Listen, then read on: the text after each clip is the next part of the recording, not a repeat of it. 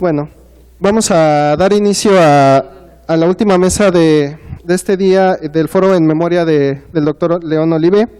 Esta mesa es sobre prácticas científicas, innovación y sociedad. Y bueno, para comenzar vamos a darle la palabra a la doctora Martelena Márquez. Ella es doctora en Filosofía de la Ciencia, es secretaria técnica del seminario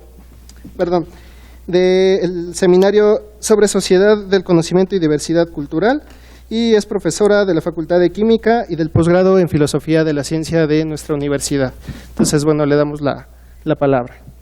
Muchas gracias, muy buenas tardes y pues en principio quiero agradecer por supuesto a los organizadores y a este instituto y al posgrado en Filosofía de la Ciencia, del cual además soy egresada y ahora profesora.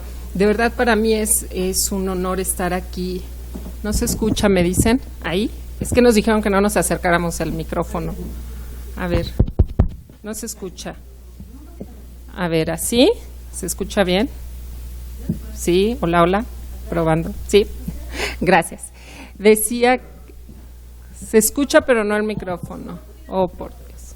A ver, ahí ya. Ok, bien, muchas gracias. Decía a los organizadores, por supuesto a Ambrosio, a Rosaura, a Ana Rosa, a todos aquellos que hicieron posible aquí al instituto y al posgrado en Filosofía de la Ciencia, del cual decía soy egresada, igual que varios de ustedes.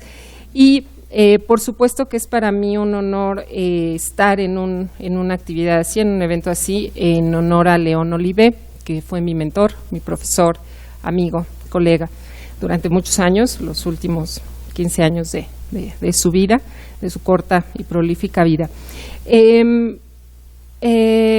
En este foro a mí me interesa hablar un poquito acerca de las prácticas científicas y de áreas que no sé, digamos, se ha hablado sobre todo el día de hoy en la mañana, inicialmente sobre aspectos jurídicos, sobre aspectos de políticas, de educación y de aspectos filosóficos, lógicos y del impacto del ejercicio y de la integración de las actividades científicas en casos como el de la salud que nos planteaba un colega, pero en general del bienestar y de cómo pensarlo y desde dónde pensarlo, pero también desde dónde y cómo la filosofía y la filosofía de la ciencia aporta.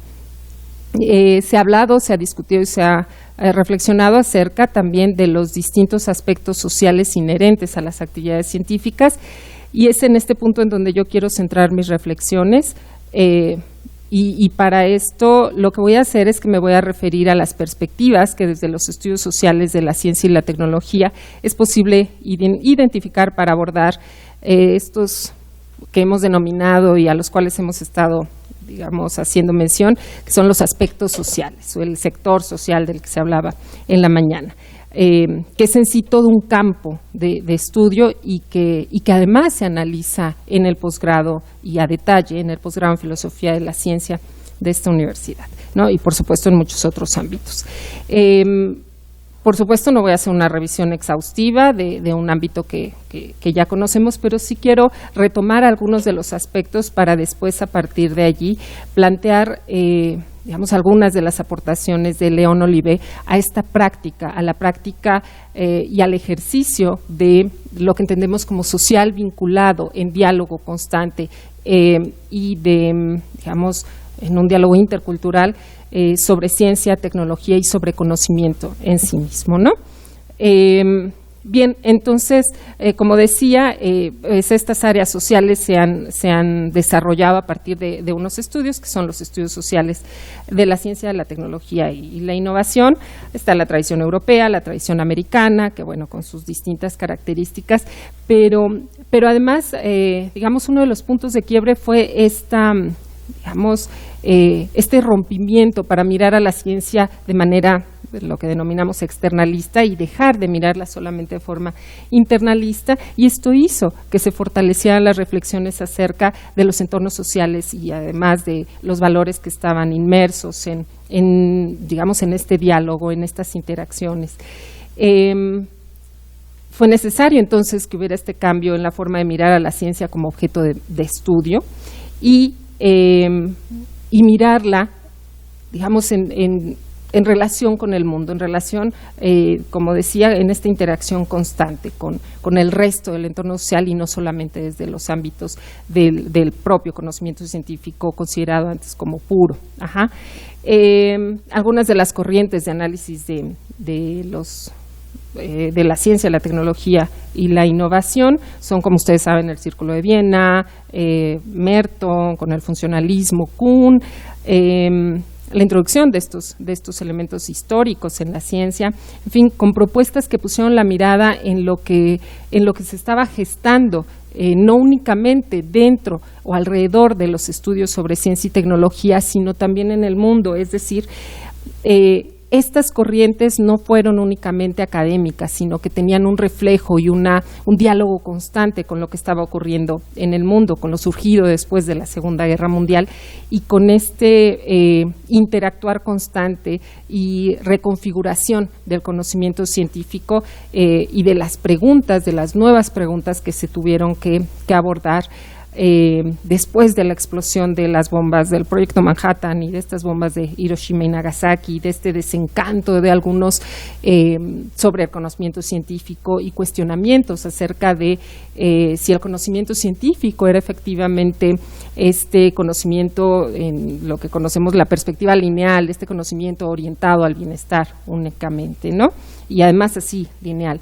En fin, después hubo un giro entonces para mirar el conocimiento, un giro desde la mirada del programa Fuerte.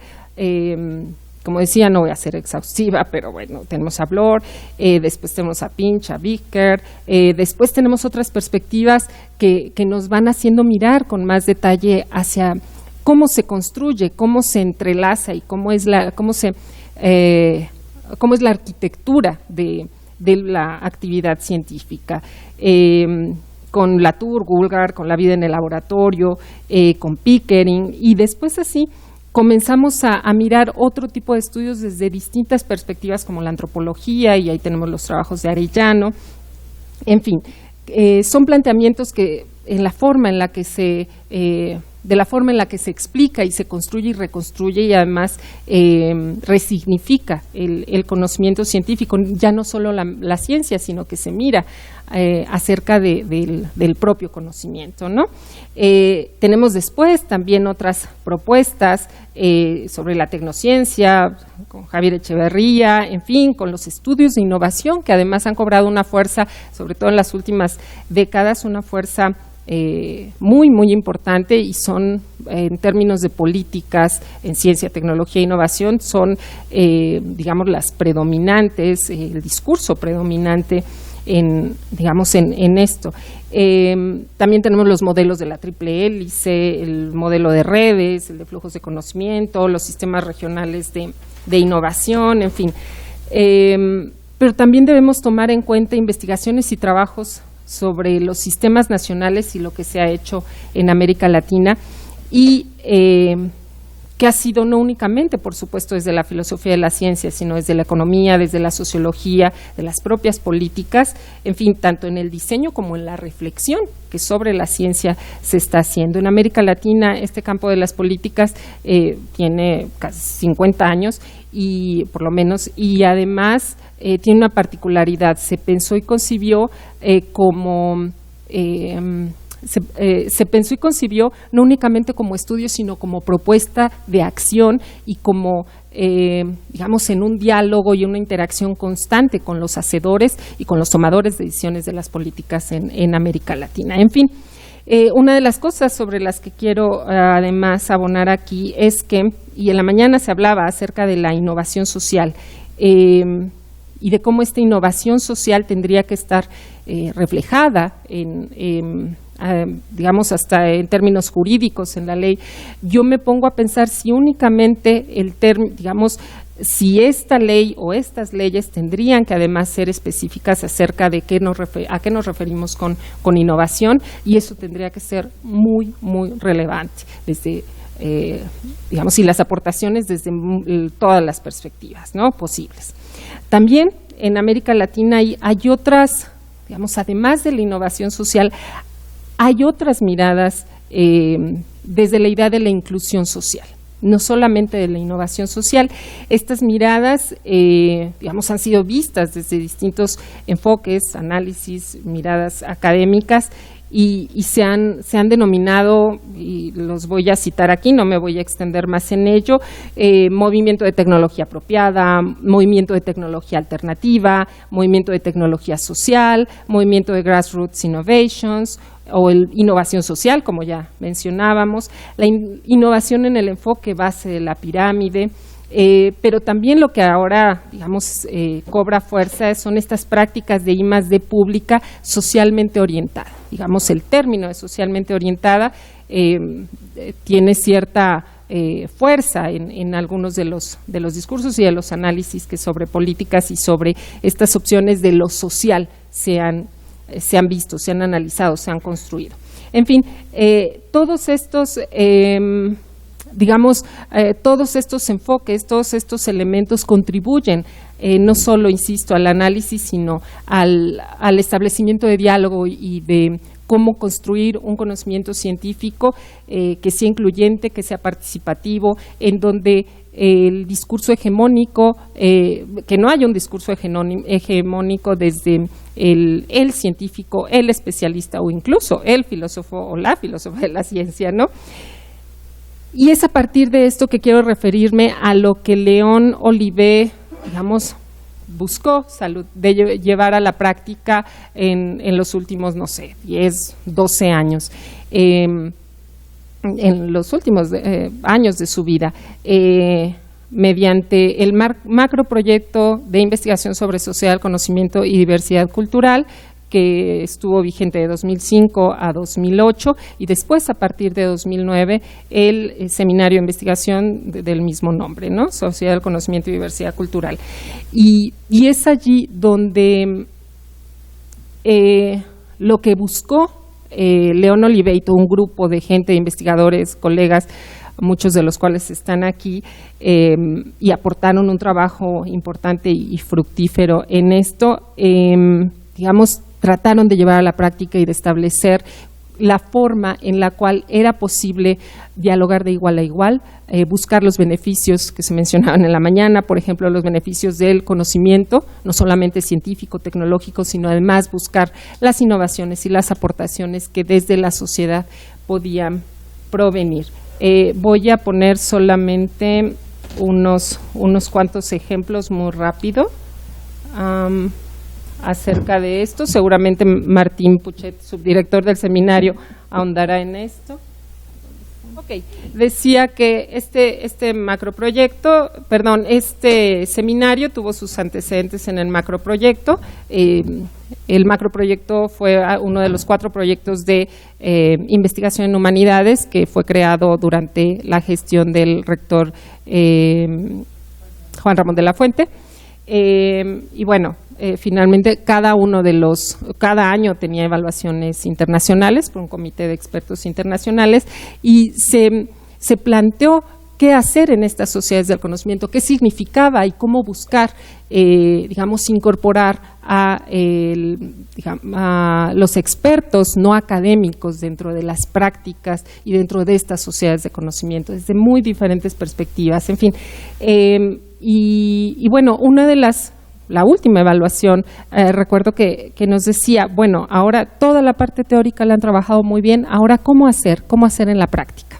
Es entonces que se gesta, no sé si Martín les va a platicar un poco más de esto, es entonces que se gesta el macroproyecto, el seminario, y dentro del seminario uno de los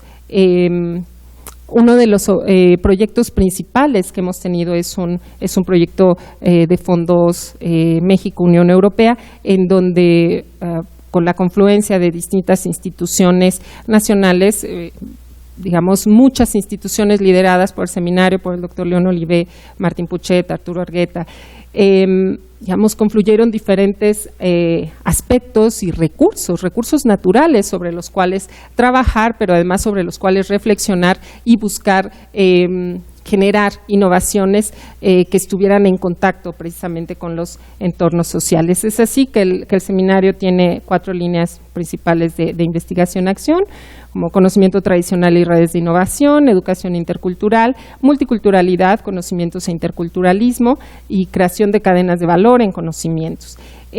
Algunas de las comunidades con las que hemos trabajado son en Barro Negro, en Coyotepec, Oaxaca, en Chiapas, con tejedoras, el tejido de palma, por ejemplo, plantas medicinales en Ciudad de México. Es además el libro más exitoso que tiene la Secretaría de Desarrollo Institucional.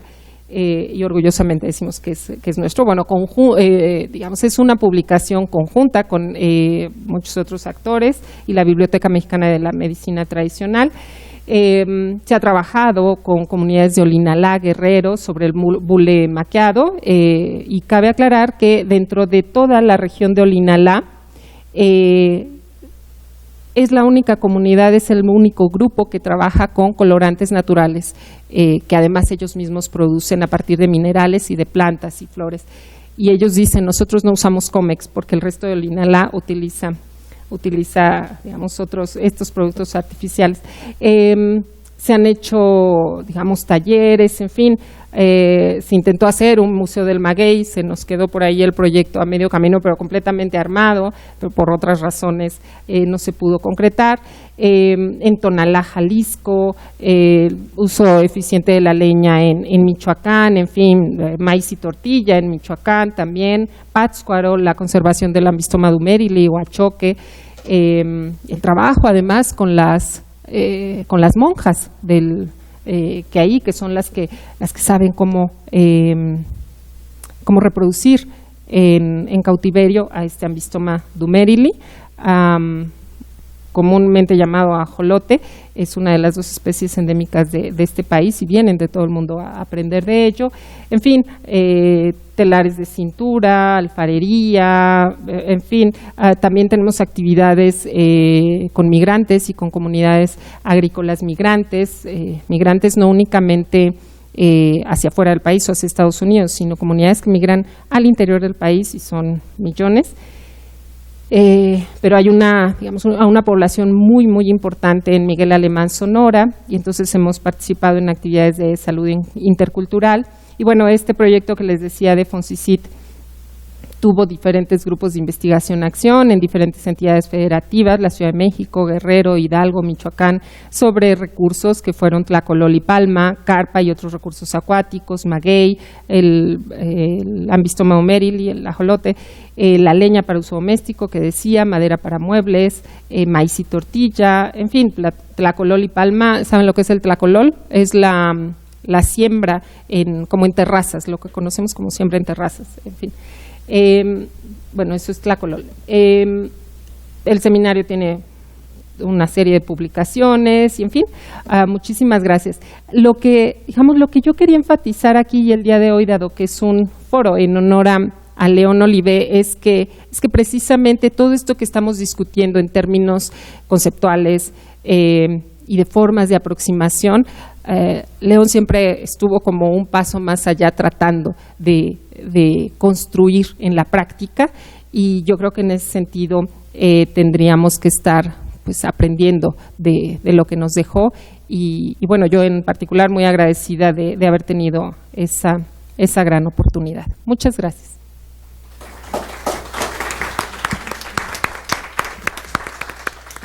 Bueno, pues muchas gracias a la doctora Marta Elena Márquez. Vamos a darle la palabra ahora al doctor Martín Puchet. Él es doctor en Economía por la UNAM. Es el subdirector justamente de este seminario de Sociedad del Conocimiento y Diversidad Cultural. Es tutor del posgrado en Economía y también en Filosofía de la Ciencia, y también fue coordinador de este posgrado de Economía. Además es miembro de la Academia Mexicana de las Ciencias, y bueno, pues le cedemos la palabra. Gracias, César. Bueno, tengo mucho gusto de estar en esta casa, a donde llegué ya hace muchos años, cuando León Olivé era el director del instituto, y quiero agradecer especialmente a los organizadores de este foro, Ana Rosa Pérez Ranzanz, Ambrosio, que nos abandonó, me parece, no lo veo, y a Rosaura Ruiz, que estuvo hoy en la inauguración. Muchas gracias por la invitación y por dejarnos exponer algunas cosas que tienen que ver con esta historia larga, diría yo, del pensamiento de León Olivé. Empieza a aparecer, como en todos los grandes pensadores, esta idea de que hay rupturas y continuidades.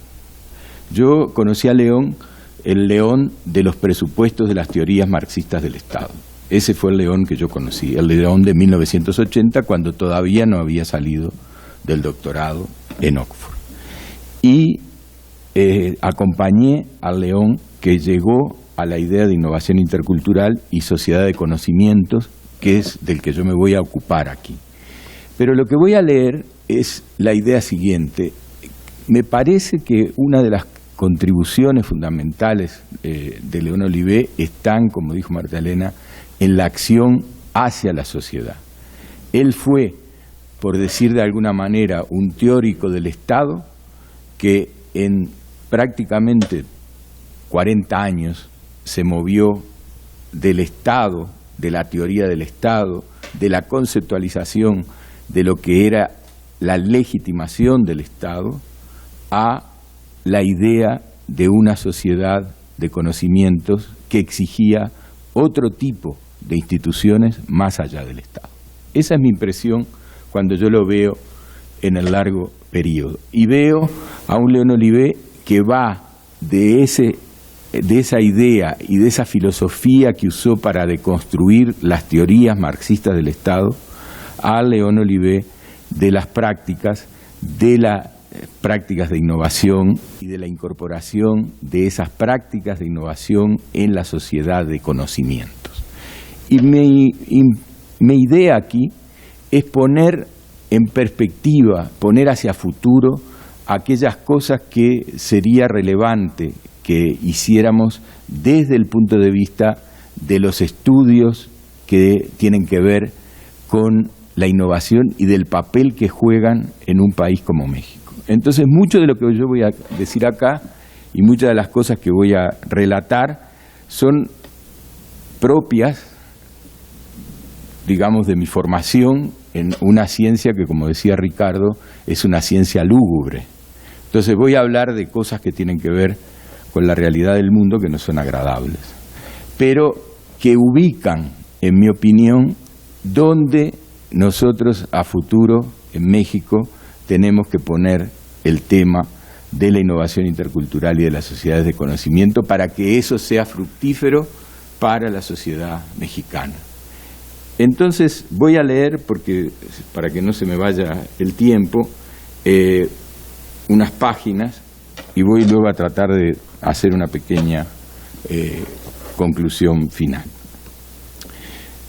Este ensayo pone en conjunción algunos hechos muy conocidos y de diferente índole, los relaciona con los procesos de innovación y los enuncia como condicionantes de futuras vertientes de lo innovador. Probablemente lo distintivo es que conjunta y vincula a esos hechos consecuencias que tienen como resultado la aparición intencional de cosas con tan distintas finalidades como atender una carencia humana concreta o crear una oportunidad de negocio mediante algo inútil o incluso perjudicial. El sentido y la finalidad de conectar estos hechos es mostrar que es necesario para esos objetos asociados al término innovación un programa de investigación que yo lo pienso desde la economía, pero es para el contexto latinoamericano y mexicano, y este programa conduce a mostrar huecos y debilidades conceptuales y algunas formas en que se manifiesta la falta de otro tipo de conocimientos más allá del económico para abrir un frente de diálogo imprescindible con otras ciencias sociales, con las humanidades, con algunas ciencias naturales, para dedicarse a los temas cruciales de la innovación intercultural en las sociedades de conocimientos. Los hechos que se reseñan son de diversa índole y se les califica para evidenciar la trama mediante la cual se los organiza como hechos globales, hechos locales, hechos relacionales de lo global con lo local e innovativos, usando este neologismo para connotar aquello que es específico de lo que ocurre en los procesos de innovación. Estos calificativos tendrán luego un significado a lo largo de la exposición. Algunos hechos globales son iniciales. Entre 1990 y 2010, o hasta un poco después, la población económicamente activa por kilómetro cuadrado en el Asia en desarrollo creció de unos 60 a unos 85 habitantes por esa unidad de superficie, es decir, 80-85 personas por kilómetro cuadrado. En la Unión Europea lo hizo de unos 43 a unos 63, y en América Latina y África alrededor de unos 8 habitantes por kilómetro cuadrado a unos 13 habitantes. Aunque esas tasas de crecimiento son más altas allí donde hay menos, obviamente, personas por kilómetro cuadrado y hay más en esas áreas donde hay más densidad por kilómetro cuadrado, es importante remarcar que si ese proceso permaneciera otros 20 años, la brecha entre las regiones altamente pobladas, por decir así, y bajamente pobladas, seguiría siendo relativamente la misma. Además, si ustedes miraran la distribución de las ciudades a 30 años, les daría eso que ciudades con más de 25 millones de habitantes en América Latina solo habría 2, México y San Pablo, en África 5 y en esa Asia en desarrollo habría 9. Algunas que frisarían los 80 millones de habitantes. La biodiversidad de especies vegetales y animales se concentra en un 70% de su existencia sobre el territorio de un conjunto de entre 17 y 19 países del mundo, que están principalmente en 2 grandes áreas del planeta y que sumadas representan alrededor del 10% de la superficie total de la Tierra. Estas áreas están compuestas por los territorios de Estados Unidos, México, Colombia, Venezuela, Ecuador, Perú y Brasil en las Américas, India, China, Indonesia, Filipinas, algunos otros países del sur asiático y Australia en Oceanía. Esta distribución es el resultado de la forma en que se configuró y se transformó el planeta desde los puntos de vista geofísico y geológico. Por tanto, su posición geográfica no es modificable ni es reproducible en otras áreas distintas de donde radica. Ese patrimonio, como responsabilidad atribuible a la humanidad, solamente es o bien conservable o, por el contrario, destruible allí donde está. La diversidad lingüística que configura la base de la diversidad cultural del planeta está también concentrada. Por razones evolutivas que hacen que la variedad natural posibilite la variedad de modos de vida humanos, esa concentración de lo diverso biológicamente registra una correlación con la diversidad lingüística y esta con la cultural.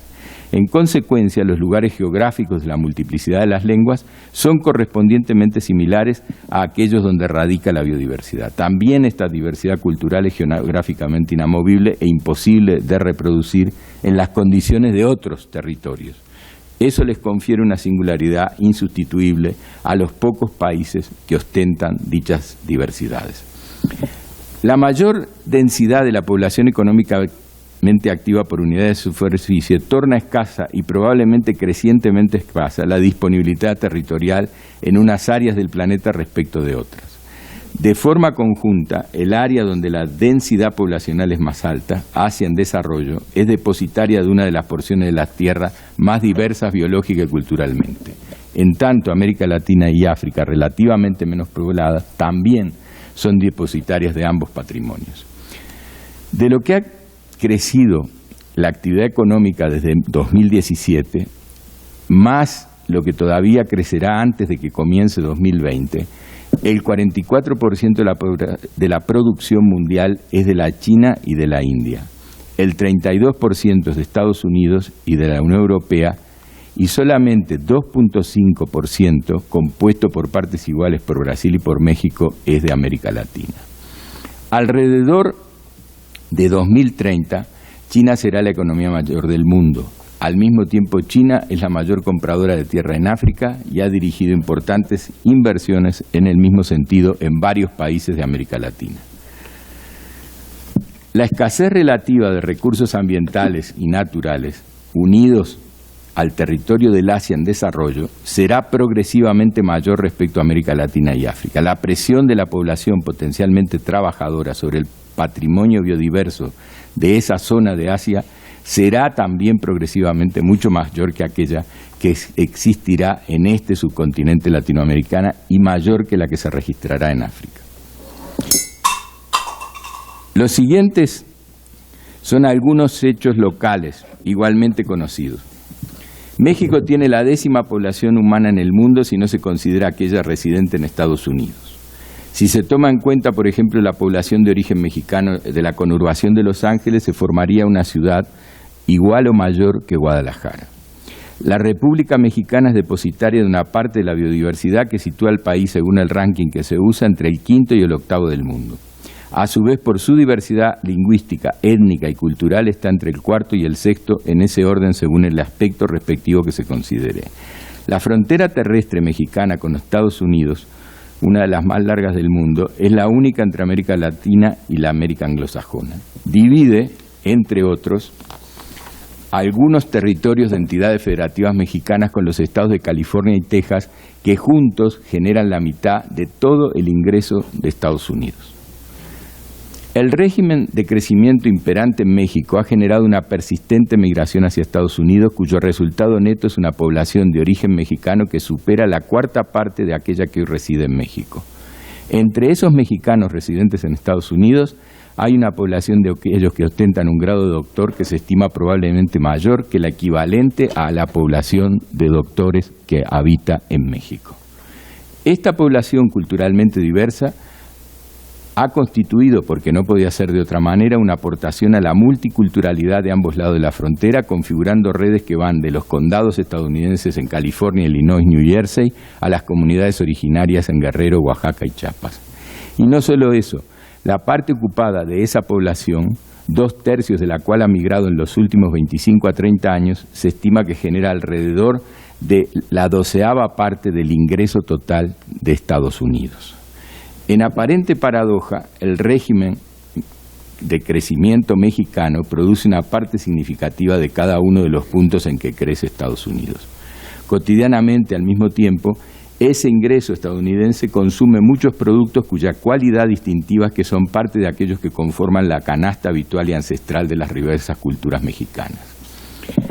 Por lo menos desde Humboldt, quien visitó México en 1808, el territorio del país actual está atravesado por múltiples desigualdades. Aquellas vigentes en las distribuciones del ingreso y la riqueza son perennes, para usar el término con que el economista Rolando Cordera las calificó.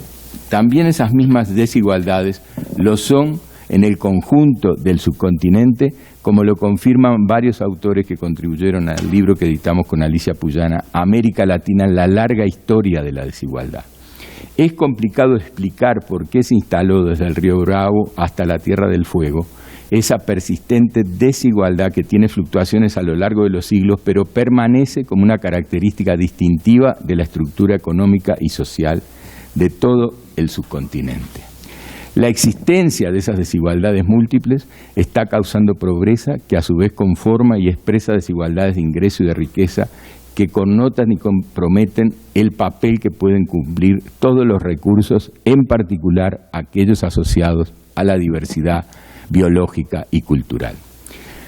La disponibilidad territorial de América Latina, en particular donde está unida a esas diversidades biológicas y culturales de gran escala, es objetivamente un escenario propicio para que los recursos ambientales y naturales sean explotados. Simultáneamente, las numerosas poblaciones como las que ostentan, por ejemplo, Brasil y México, junto con regímenes de crecimiento como es el caso de México, que generan migraciones y reproducen desigualdades inicuas, son territorios y entornos ecológicos aptos para desplegar proyectos de inversión altamente extractivos. Ciertos hechos relacionales que se presentan a continuación ponen de manifiesto cómo se conforman ciertos vínculos importantes entre lo global y lo local. En México se registran proyectos de inversión de magnitud y grado de avance muy variados para instalar industrias extractivas de los siguientes tipos: aprovechamiento de recursos ambientales, sol, viento, agua para producir energía eléctrica, extracción de minerales a cielo abierto y de petróleo mediante procesos de fragmentación de rocas, forestación y tala de árboles para producir madera o celulosa, cultivos intensivos en agua y nutrientes para cosechar leguminosas o gramíneas, y otros de menor escala, pero de mayor refinamiento en el uso de los recursos, en particular de la biodiversidad, que consisten en bioprospección de especies vegetales o animales endémicas con fines productivos, uso de desechos de la explotación de recursos naturales para producir energías alternativas y recolección y transformación de especies vegetales subvaloradas o subutilizadas de alto contenido nutritivo. El arribo a México, como a muchos otros países de América Latina de las industrias extractivas, se hace en muchos casos mediante cadenas globales de producción que dividen los territorios en unos donde éstas se asientan y encadenan actividades y otros en que radican actividades disímiles con bajo o nulo grado de encadenamiento. La extensión de las industrias extractivas, si bien no proviene solamente de la expansión de las cadenas, tiene una peculiaridad importante cuando ocurre por su intermedio. El carácter global de las cadenas se manifiesta en que segmentan las actividades y las tareas en los territorios donde se instalan y dirigen su producción hacia grandes áreas del planeta.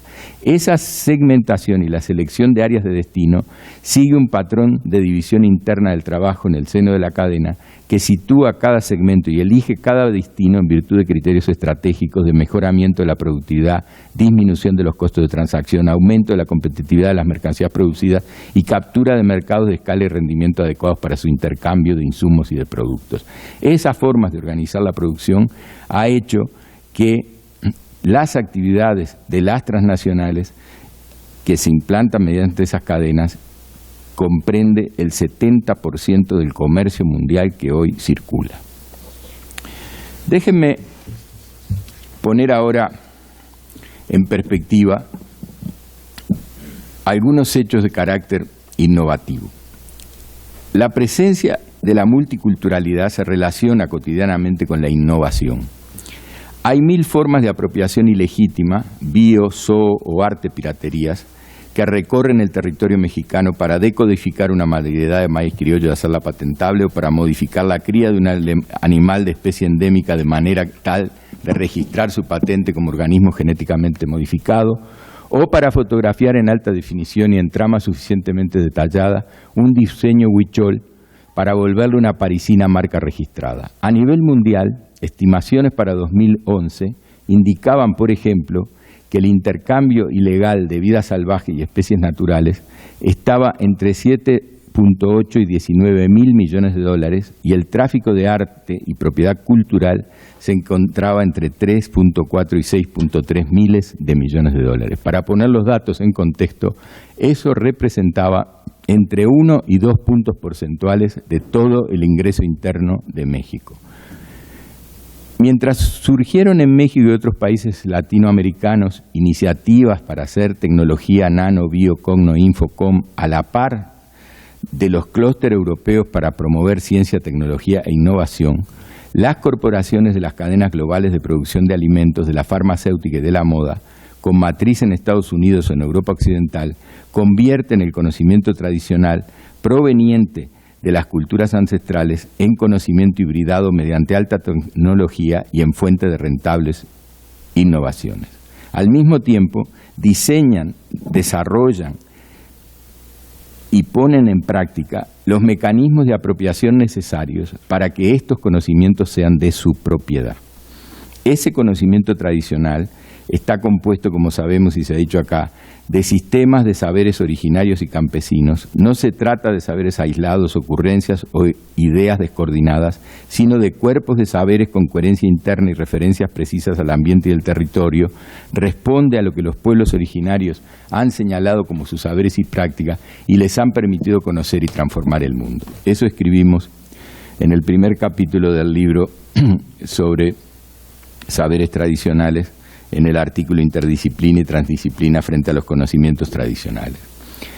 De este conjunto de hechos reseñados, surge la necesidad de un programa de investigación sobre la innovación que considere que en el futuro México y otros países latinoamericanos con cada vez mayor presencia e importancia serán los espacios de redespliegue de industrias extractivas sobre territorios habitados por poblaciones altamente vulnerables por la desigualdad y la pobreza. Y dos, las innovaciones que en esos contextos serán generadas tendrán la característica de reformular, interconectar, hibridar conocimientos tecnológicos, organizacionales, científicos y señaladamente tradicionales. En México, una parte de la innovación será intercultural, es decir, cruzará formas de conocimiento procedentes de distintas culturas para originar distintos productos, procesos, procedimientos organizacionales y servicios productivos que generen beneficios o resuelvan carencias sociales. En ese proceso, el asunto toral será cómo esas culturas que intercambian lo hagan sin subordinarse una a la otra y hacer proyectos comunes de innovación para el bienestar de ambas. En el fondo de ese asunto subyace la extensión de un análisis económico, social, político, cultural, antropológico, que reconozca la existencia de mercancías y de conocimientos que tienen diverso carácter, como bienes privados, bienes grupales, bienes públicos y bienes de uso común, y que requieren instituciones de intercambio junto con regímenes de propiedad que superen nuestras dicotomías habituales de mercado y Estado, propiedad privada y propiedad pública. Los resultados de la innovación, sean pecuniarios o simplemente benéficos para la alimentación, la salud o la vida, tienen que reconocer en su fuente los aportes de sus productores, sean estos sabios, inventores, científicos, tecnólogos, empresarios o campesinos. Y si hay ganancias, tienen que ser repartidas entre los participantes mediante algún principio justo acordado entre ellos, no antes ni sobre ellos por alguna instancia del mercado o del Estado. Digo que el horizonte utópico de este programa de investigación, como lo pensó León Olivé, debe ser una sociedad de conocimientos. Es decir, comillas, una donde sus miembros, individuales y colectivos, tienen la capacidad de apropiarse de los conocimientos disponibles y generados en cualquier parte. B, pueden aprovechar de la mejor manera los conocimientos de valor universal producidos históricamente, incluyendo los científicos y tecnológicos, pero también los conocimientos tradicionales que en todos los continentes constituyen una enorme riqueza, y C, pueden generar por ellos mismos los conocimientos que hagan falta para comprender mejor sus problemas, para proponer soluciones y para realizar acciones para resolverlos efectivamente. Por eso pienso que el concepto de las redes sociales de conocimiento, que es el núcleo donde se gestan estas innovaciones basadas en diferentes conocimientos, resultado del diálogo entre agentes y que deben ser impulsadas a nivel nacional, son la base de un programa que produzca un cambio en la modalidad en que hacemos innovación en un país como México, que está inserto en este mundo, pero donde para nosotros tiene que ser predominante la innovación intercultural en diálogo de los distintos conocimientos y entender que lo que tenemos que construir es una sociedad o una sociedad de sociedades de conocimientos. En ese sentido,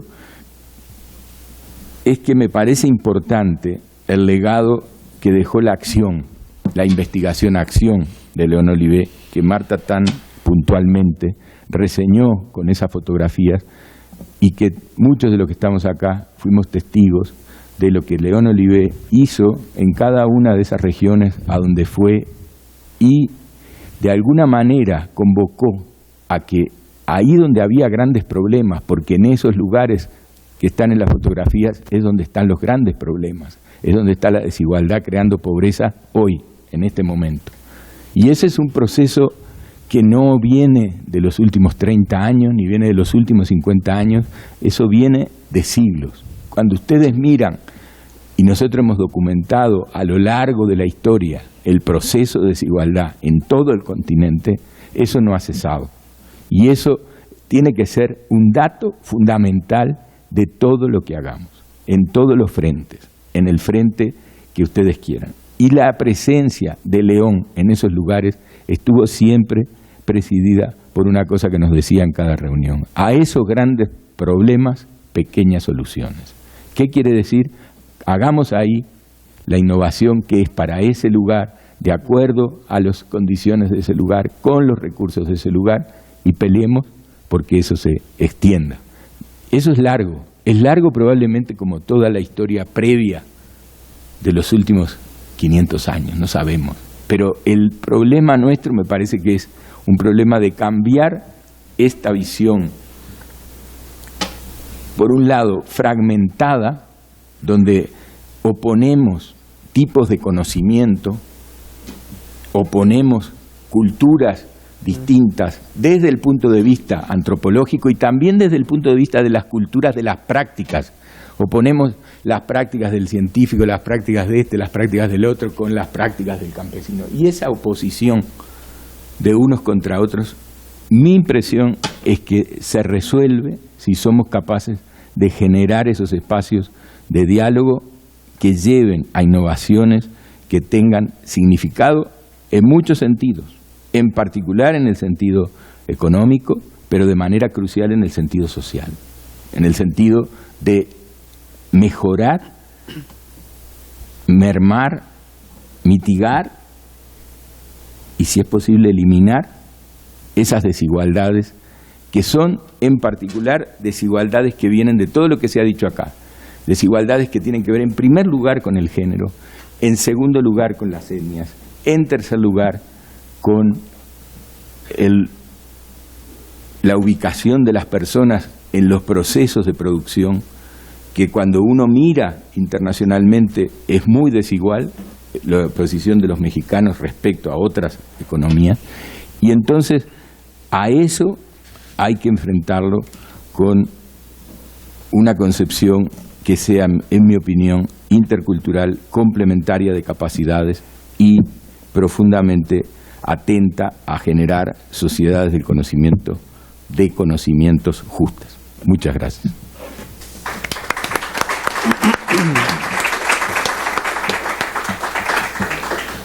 Muchas gracias al doctor Martín Puchet. Vamos a darle finalmente la palabra a Julieta Piña. Ella es licenciada en Economía y maestra en Filosofía por la Universidad Michoacana de San Nicolás de Hidalgo. Actualmente es candidata a doctora en Filosofía de la Ciencia en la línea de Estudios Filosóficos y Sociales de Ciencia y Tecnología aquí en la UNAM. Y sus líneas de investigación giran en torno a la democratización del conocimiento científico, la producción colaborativa de conocimientos y la comunicación pública de la ciencia. Entonces, bueno, le damos la palabra a Julieta Piña. Hola, muy buenas tardes. Bueno, pues como se comentó, soy alumna del doctorado en Filosofía de la Ciencia. Estoy en la línea de Estudios Filosóficos y Sociales de Ciencia y Tecnología, que es una línea que promovió y que impulsó el doctor León Olivé en nuestro posgrado. Creo yo que en un intento por hacer una modernización o una ampliación de la filosofía de la ciencia, que pudiera estar como traducida en una apertura al diálogo y al intercambio con los estudios sociales de la ciencia, que hoy sabemos que son pues tan fundamentales para entender el fenómeno científico y tecnológico. Entonces, estoy muy contenta de estar aquí y me honra mucho que me hayan invitado a participar pues, en este foro que justo es en memoria del doctor León Olivé, con quien tuve el gusto de que formara parte de mi comité durante un año antes de que él enfermara, y bueno, con quien pude tener un par de encuentros que fueron bastante fructíferos, en los que él fue bastante generoso y me alentó mucho con mis inquietudes y mi tema de investigación en general. Bueno, lo que hoy quiero presentarles es parte de los resultados preliminares de mi investigación de doctorado, que gira en torno al tema de la democratización del conocimiento científico. Y concretamente me interesa hablarles sobre las innovaciones que yo encontré en dos de las formas actuales en las que se presenta la democratización del conocimiento científico en el ámbito de la investigación médica, específicamente en el contexto mexicano. Entonces, sí, bueno, el marco en el que voy a situar mi presentación parte de la idea de que estas innovaciones en la democratización de la ciencia no pueden entenderse sin innovaciones en la propia práctica científica, ¿no? Es decir, a toda práctica de democratización de la ciencia corresponde o tiene un correlato en una práctica científica, ¿no? A toda práctica de democratización le corresponde una cierta configuración de la práctica científica y también un tipo de acuerdo específico social que la ciencia entabla. Entonces, para poder captar esta diversidad de innovaciones que no solo se dan en el ámbito político, democrático, sino también van acompañadas a manera de correlato con el ámbito epistémico, para poder captar todas estas innovaciones, tal parece que se tiene que partir de una postura pluralista, ¿no? Pero de un pluralismo que creo yo que no es nada más intercultural, ¿no? Y aquí creo que es donde está uno de los alcances de la obra de Olivé, ¿no? Que justamente lo que él creo que hace es fundamentar un tipo de pluralismo que nos permite pensarlo no solo como un asunto de una diversidad epistemológica y en general axiológica que se da como un asunto entre diferentes culturas o sociedades, ¿no?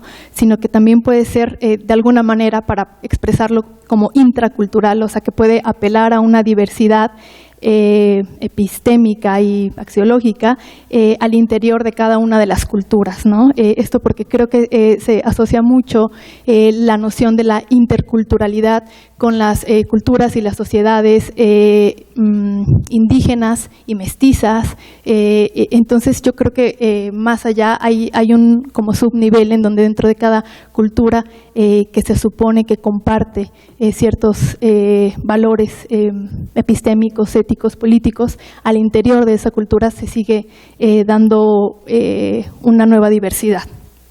Y justo los estudios de caso que yo analicé como parte de mi investigación creo que muestran justamente esto, ¿no? Entonces, la tarea que en ese sentido creo que el doctor Olivé nos dejó es que debemos de seguir como aportando al marco conceptual que permita integrar una diversidad inter e intracultural y social en las discusiones sobre el avance del conocimiento tecnocientífico. Y creo que ello solo se puede lograr, como nos enseñó el propio Olivé, es a través de un trabajo académico comprometido socialmente, ¿no? Por no decir un trabajo académico militante o una investigación-acción, porque solamente de esta manera vamos a poder como reconocer y visibilizar la gran cantidad de experiencias, de conocimientos y de innovaciones que hoy nos rodean.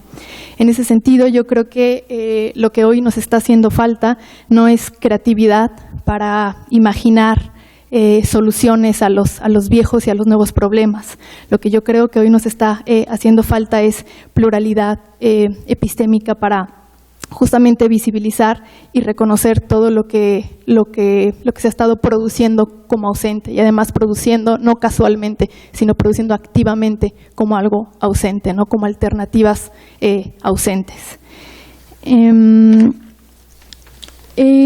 Bueno, sí, por favor. Entonces, el objetivo de mi investigación de doctorado gira en torno a la idea de analizar y comparar dos de las formas actuales en las que se configura la relación entre ciencia y democracia, o dos de las formas actuales de democratización del conocimiento científico, como les comentaba, en el ámbito de la investigación médica y en el contexto mexicano.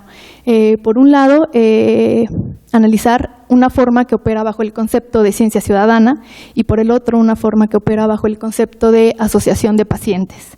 Entonces, para ello realicé 2 estudios de caso que sirven como eje de la investigación y que están ejemplificando cada una de estas 2 formas de democratización. La investigación la estoy realizando desde la perspectiva teórica y metodológica de los estudios sociales de la ciencia y puesta, digamos, como en un diálogo con la que pues hoy comienza a consolidarse como una filosofía política de la ciencia. Para los que no estén, gracias. Para los que no estén familiarizados con estos 2 formatos de democratización, habría que decir quizá de manera muy general que el formato de ciencia ciudadana es una forma de democratización que ha ganado, que se ha puesto de moda en los últimos 10 años quizá, se utilizó esta expresión por primera vez a mediados de la década de 1990 y el primer proyecto autodenominado como de ciencia ciudadana se fundó en el año de 1999 y fue un proyecto que se llama SETI y que tenía como objetivo buscar señales de vida extraterrestre. Entonces lo que SETI hacía era pedir a los ciudadanos, al público en general, a las personas, que cedieran o prestaran cierta capacidad de procesamiento de sus computadoras cuando no las estuvieran utilizando para que en conjunto la capacidad de procesamiento de cientos o miles de computadoras pues pudieran lograr el objetivo de encontrar señales de vida extraterrestre, ¿no? Entonces, estos inicios yo creo que marcan como mucho lo que hoy es la ciencia ciudadana en su versión hegemónica. Ciertamente hay muchas versiones que van desde las más participativas hasta estas como SETI, ¿no? Que solamente el ciudadano participa prestando la capacidad de procesamiento de su computadora.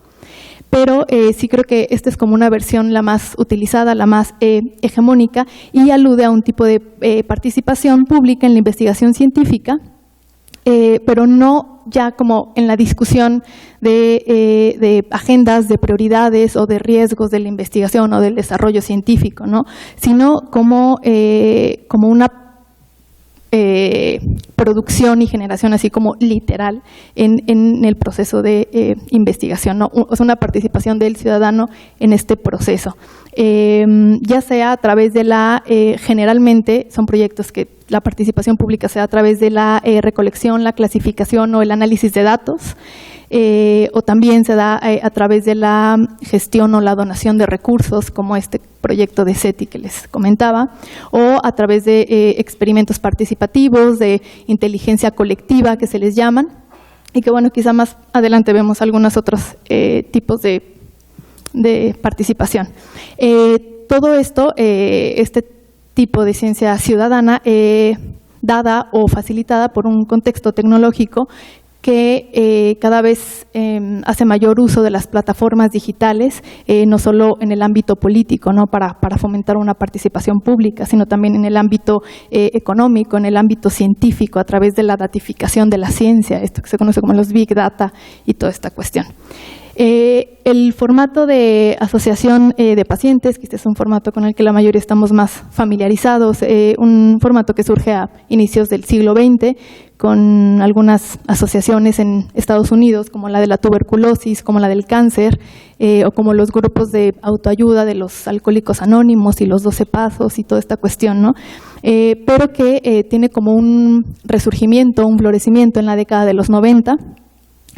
Y bueno, son básicamente grupos de pacientes que tienen determinada enfermedad o padecimiento que les aqueja. No siempre son pacientes, muchas veces son familiares de pacientes también, o sea, como toda una red en torno al paciente, y que buscan, tienen diferentes objetivos que van del soporte y el apoyo emocional y psicológico a cuestiones como compartir los síntomas de la enfermedad o a debatir los tratamientos médicos a los que son sometidos, a debatir los datos, los resultados o las prioridades de investigación, como en los casos, pues en los mejores casos, ¿no? En los que el ciudadano o el paciente más bien se involucra de una manera más amplia, ¿no? También hacen o abogan por una difusión y un reconocimiento social y político, pero también epistémico de ciertas enfermedades como raras que todavía no están como reconocidas, y apoyan también la búsqueda de curas para la enfermedad o de tratamientos, ¿no?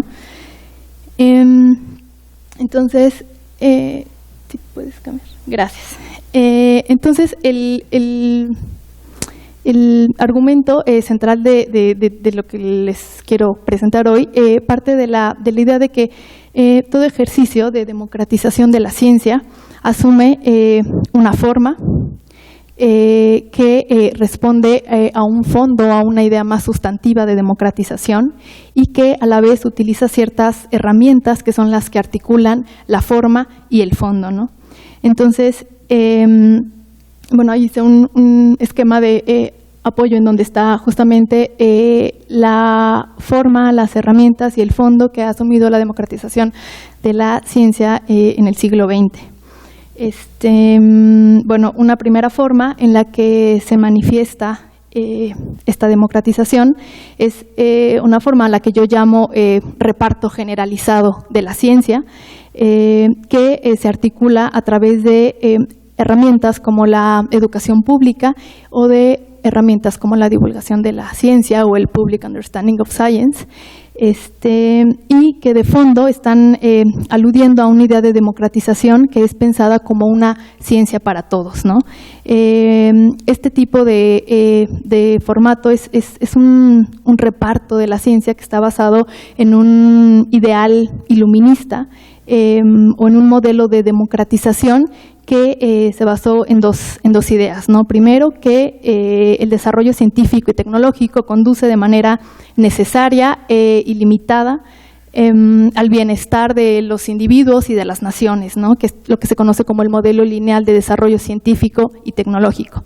Y por otra parte, responde o asume que las reacciones críticas a la ciencia son problemas del público, ¿no? En la correcta comprensión de la ciencia, y por lo tanto pues asume una oposición muy simple entre conocimiento e ignorancia, y bueno, esto es lo que se conoce como el modelo de déficit, ¿no? En donde el público está en un déficit de conocimientos que hay que revertir, y si existe este conocimiento, la tarea a seguir es justamente repartir la ciencia. El segundo formato que asume la democratización de la ciencia, pues se ha manifestado en una discusión generalizada que ya no es un reparto de la ciencia, no es una discusión en torno a la ciencia, que también es como generalizado, que se pretende que sea para todos. Esta se ha articulado a través de herramientas justamente como la participación pública, y aquí el fondo de esta forma de democratización alude pues ya no a la democratización pensada como un reparto, sino como una discusión que es hecha entre todos o en la que todos podemos participar, una discusión que puede ser sobre las agendas de investigación, las prioridades y principalmente sobre los riesgos, ¿no? Así se ha configurado. La discusión de la ciencia surge en la década de los 70, más o menos como resultado de este clima de rechazo y escepticismo que había hacia la ciencia y que se fue gestando desde el fin de la Segunda Guerra Mundial, y que tuvo como su clímax a finales de la década de los 60, y en la que por un lado pues los gobiernos reaccionaron a este clima de rechazo y escepticismo, intentando hacer una corrección o una revisión del modelo lineal del desarrollo, que daba como una autonomía completa a la ciencia, y lo que hicieron o la reacción que tuvieron fue en torno a crear las bases para una política que pudiera ser abiertamente intervencionista, en donde se velara y se pensara un poco más en el bienestar social, en la evaluación de los riesgos, y en la cual que dio el contexto en el cual se crearon las primeras iniciativas institucionales de participación pública en la ciencia. Ya para la década de los 90, este esquema o este formato de participación pública tuvo como un boom, un florecimiento, en gran parte gracias a un déficit en el modelo del Public Understanding of Science, o de la divulgación de la ciencia, por una parte, y por otra, pues también apoyada por esta consagración casi hegemónica que hubo de la sociedad, en términos de una sociedad del riesgo, ¿no? Estos movimientos y acciones de política pública lo que hicieron fue como criticar o evidenciar, por un lado, la necesidad de que la sociedad civil se asumiera como un sujeto activo que tiene no solo el derecho, sino la obligación de participar en la cogestión de la ciencia. Y por otro lado, pues cambiaron como los términos de el debate, ¿no? Ya no se planteaba una idea abstracta de sociedad o de público, ¿no? Sino se propuso que la relación entre ciencia y público fuera localmente situada, y que la relación entre conocimientos expertos y legos fuera social y culturalmente contingente, y también se propuso el uso de herramientas y métodos etnográficos y de análisis del discurso para analizar esta democratización y esta relación entre expertos públicos y legos, algo que antes no se hacía, ¿no? Finalmente, la tercera forma en la que está manifestada la democratización de la ciencia es algo que yo llamo la producción generalizada, la cual está articulada a través de la... Sí, seguimos en esa misma. Sí, la cual, la producción generalizada, la cual se articula también a través de la misma herramienta de la participación pública, pero es una participación pública que es entendida de manera distinta que en el formato de la discusión, ¿no? Es una participación pública que igual alude a una idea más como sustantiva de una producción de la ciencia hecha entre todos, ya no discutida entre todos, sino hecha entre todos. Y aquí se pueden encontrar dos tipos de acepciones, ¿no? La primera tiene que ver con una coproducción de la ciencia, que es como que se inspira o sugiere Michel Calón, según la cual las discusiones, más bien, según la cual el formato de la discusión generalizada opera bajo el supuesto de que las personas tienen conocimientos que pueden mejorar y complementar el conocimiento científico, pero para él esta idea tiene como una obsesión en común con la idea con el esquema del reparto, que es una demarcación muy clara entre los expertos y los legos, ¿no? Entonces, para Calón no existe tal demarcación entre conocimientos expertos y legos, sino lo que existe es que conocimientos expertos y legos se producen de manera como simultánea, o sea, no surgen en contextos diferentes y luego se encuentran, sino se están coproduciendo de manera simultáneas, son resultados de procesos en común llevados a cabo, según él, a través de una idea de foros híbridos. Y los ejemplos de este formato tienen que ver con el movimiento de pacientes del SIDA, por ejemplo, de mediados de los años 80, que Steve Epstein relata de manera muy, muy amplia, o casos como el de la Asociación Francesa de la Distrofia Muscular, que el propio Calón describe.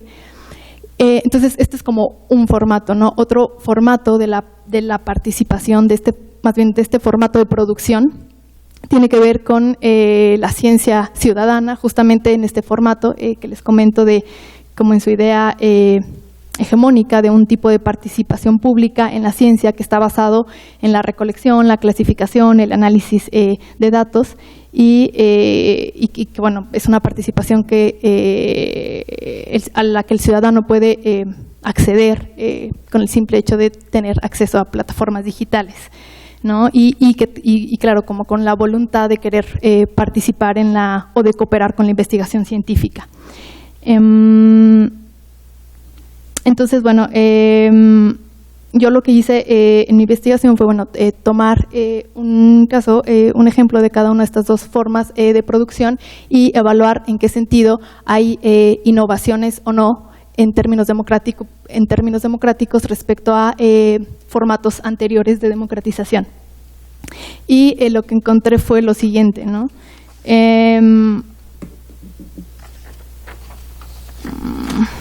Esto acá.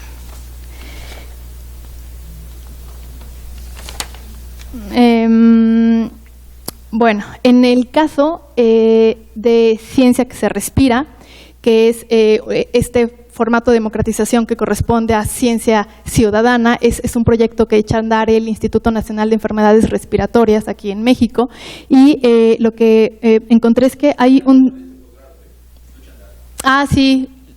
una compañera del área de comunicación fue la que coordinó y echó a andar este proyecto. Entonces, las innovaciones que yo encontré ahí las evalué igual en términos de formas, de herramientas y de fondo. En términos de forma, encuentro allí un discurso como muy marcado o muy explícito de que en términos de la forma hay una gran innovación, ¿no? Que hace alarde de que ahora la ciencia ya la podemos hacer entre todos. O sea, ya no solo se va a repartir la ciencia, ya no solo se va a discutir la ciencia, sino que ahora la podemos producir entre todos, ¿no? Generando y aportando datos.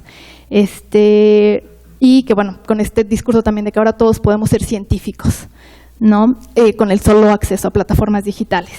En términos de la herramienta, encontré que, bueno, sigue siendo la participación pública, que es la herramienta básica también del modelo anterior, y en ese sentido no hay como tanto cambio, solamente en la medida en que esta participación pues ya no refiere a discusión, sino a producción, ¿no?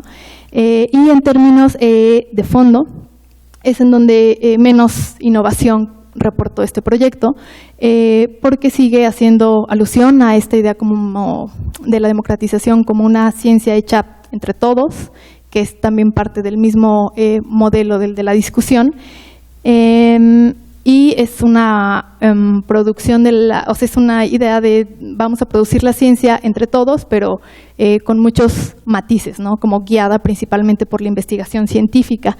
Y ahí no sé si puedes pasar una.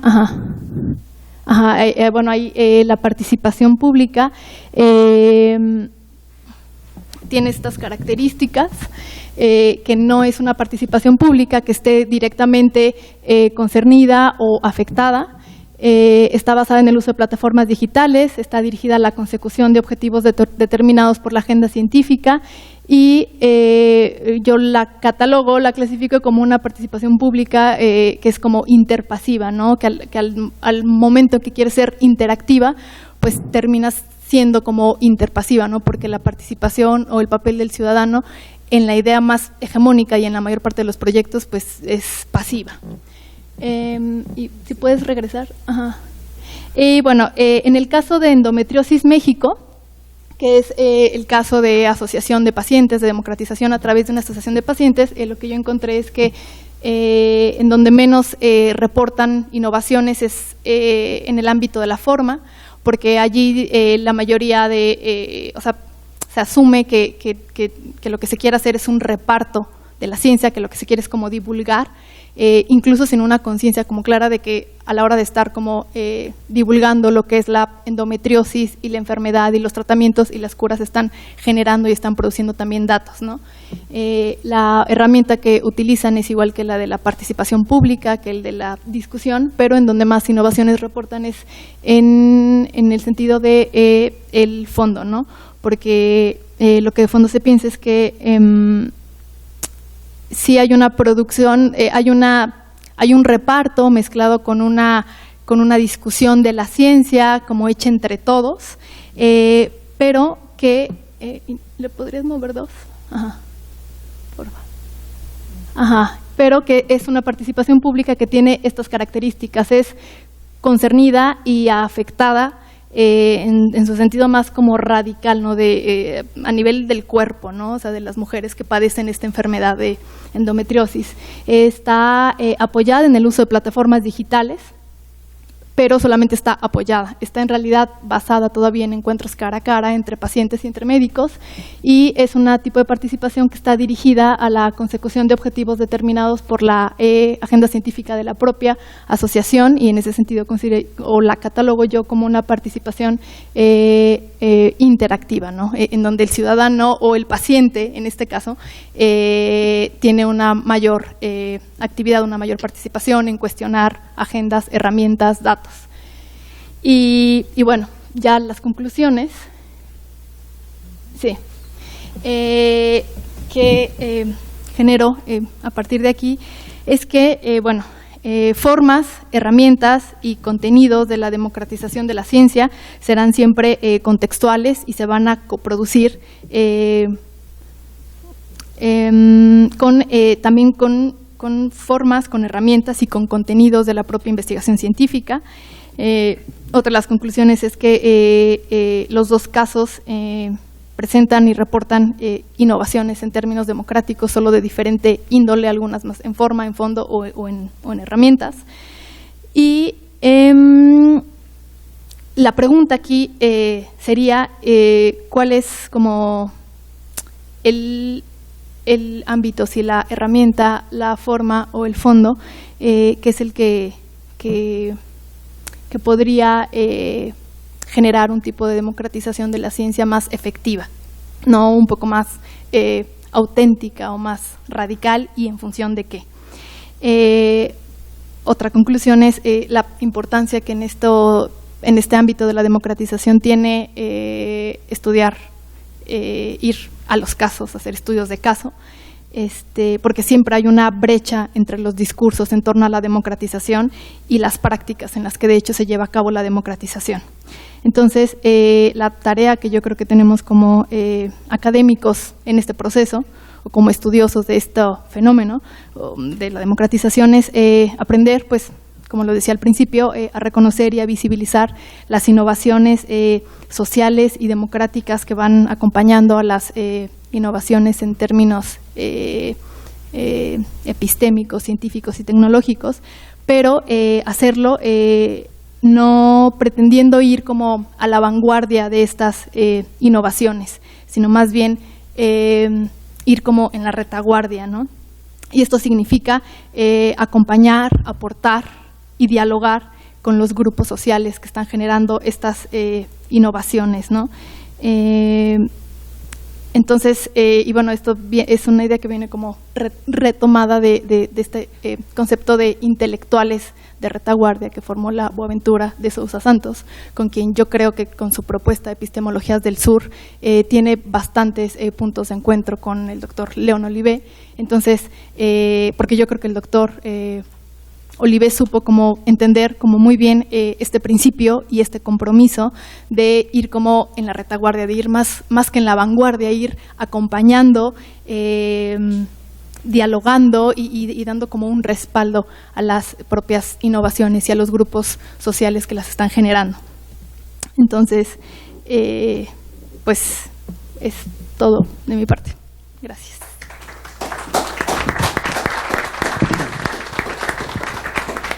Bueno, pues vamos a dar paso a una ronda de preguntas o comentarios, por favor. Gracias.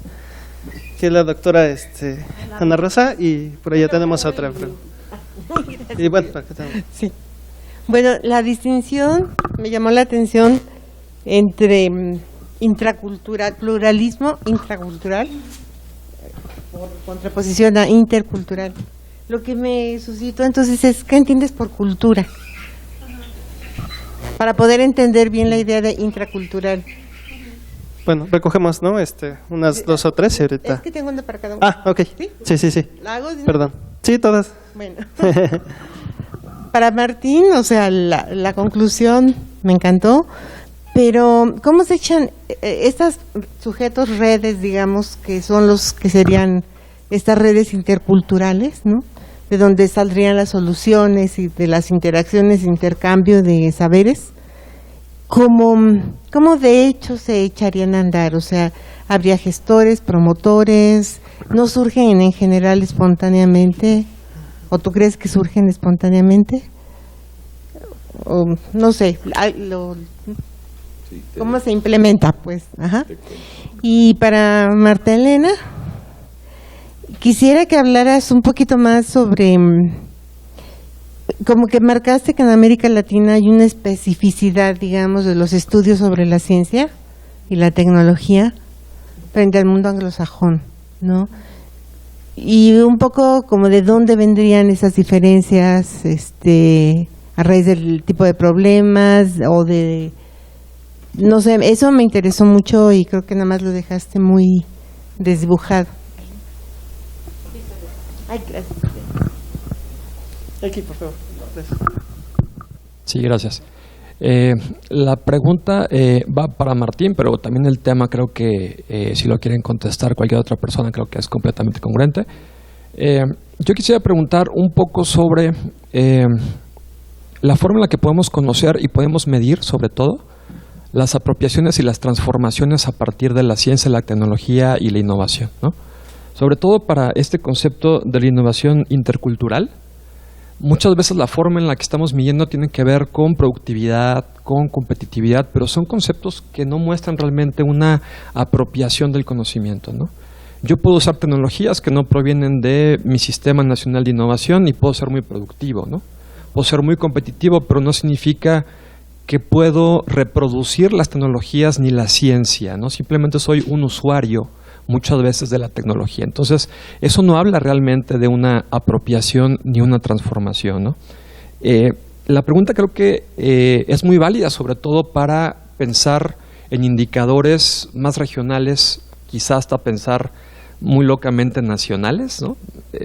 Porque creo que muchas veces de forma muy interesante tenemos pues estudios de caso, pero si quisiéramos revisar países y tener algunos indicadores, ¿cómo lo podríamos tratar de pensar o por lo menos alguna pues aproximación? Muchas gracias. Por favor, allá atrás. Gracias.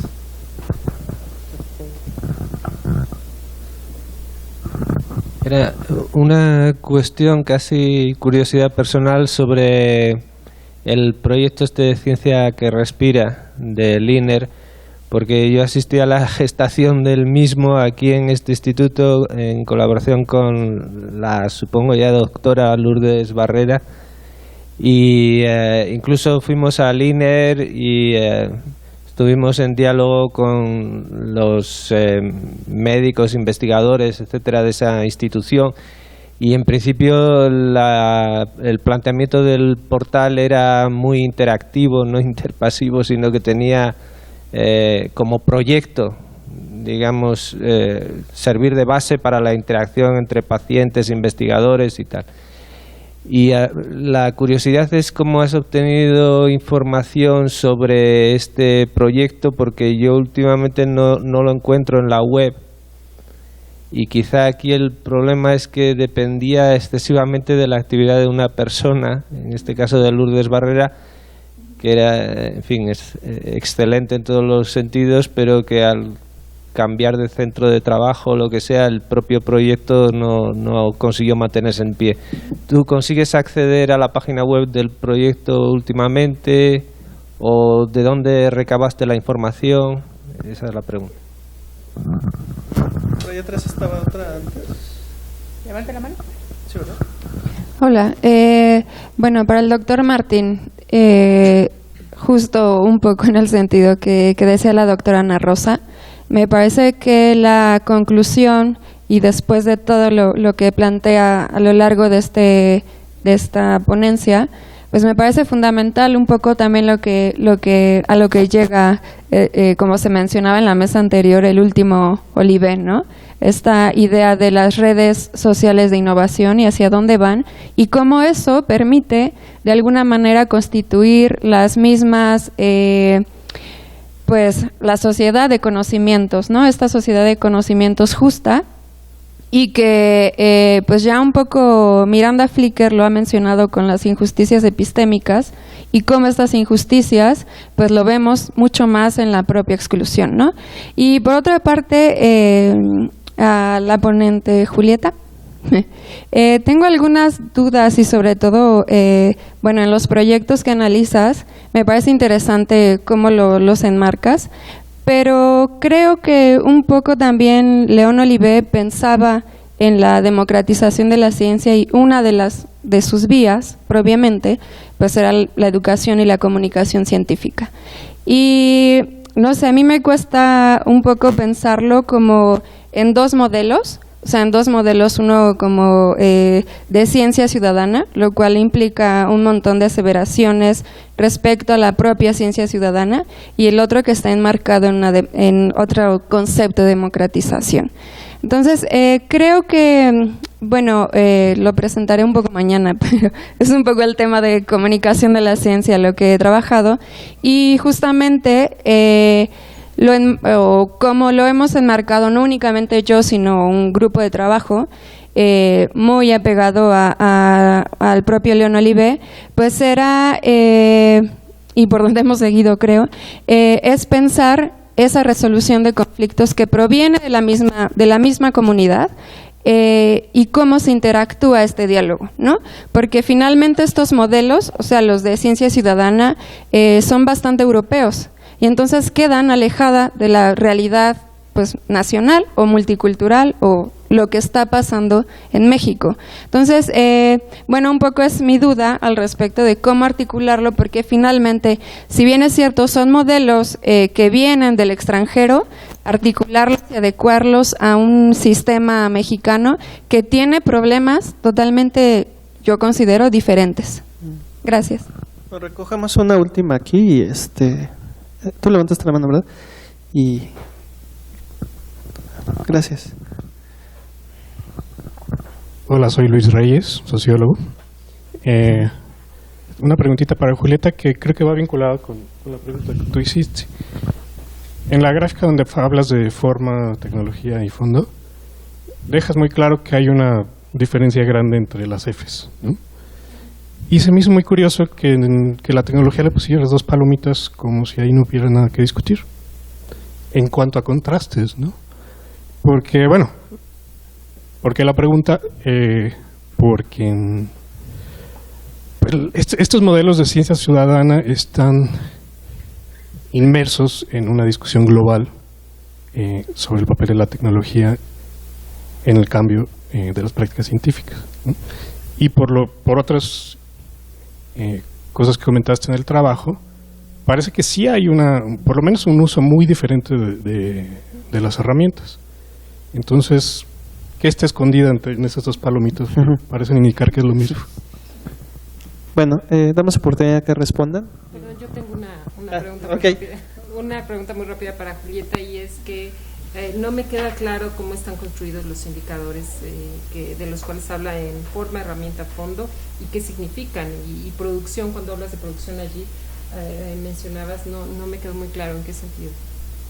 Perdón. Bueno, ¿quién quiere responder primero? Si quieres, ¿en ese orden? Sí, okay. si quieren. Gracias. Con respecto a lo que dice Ana Rosa, pues en particular a partir de los años 60 se construyeron estos distintos programas de análisis sobre el desarrollo científico, tecnológico que requería la región, y ve cómo, sobre todo en Argentina, ¿no? A partir de estas ideas que, bueno, después se retomaron en otros entornos, pero del famoso triángulo de Sábato y Botana, en donde se planteaba que esta interacción entre la industria, el gobierno y las academias tendría que ser digamos, una de las formas, uno de los caminos más acertados u óptimos como para detonar desarrollo social y bienestar social, y a partir de ahí pues surgen distintos programas de investigación. Cuando yo hablaba de otras perspectivas que están basadas pues en la inclusión social, no únicamente provienen de América Latina y no únicamente provienen de los estudios sobre digamos, de los estudios desde la filosofía de la ciencia o desde la economía o desde… hay planteamientos que, como el de innovación en el enfoque base de la pirámide, que viene de la gestión y de la administración propiamente, y de la administración en las industrias, en las empresas, y de cómo esta base de la pirámide, por ejemplo, digamos en este punto ahondando un poquito más, se refiere a cómo la producción tendría que estar centrada digamos, en el grueso de la población e irse concentrando y distribuyendo de una forma distinta para hacer un poco menos desigual las desigualdades, ¿no? Y bueno, a partir de ahí, pues hay otras perspectivas que además han tenido sus tiempos y sus momentos. De tecnología apropiada pertenece a los años 60, a 80 más o menos, y que se refiere a utilizar la tecnología como instrumento, pero de anclajes en lo local, ¿no? Digamos, en donde las tecnologías pudieran ser apropiadas y distribuidas muy en lo local, por muy pequeño que fuera, ¿no? Entonces, bueno, así hay como distintas aproximaciones, al menos desde esta perspectiva de la inclusión de lo que denominamos como lo social, ¿sí?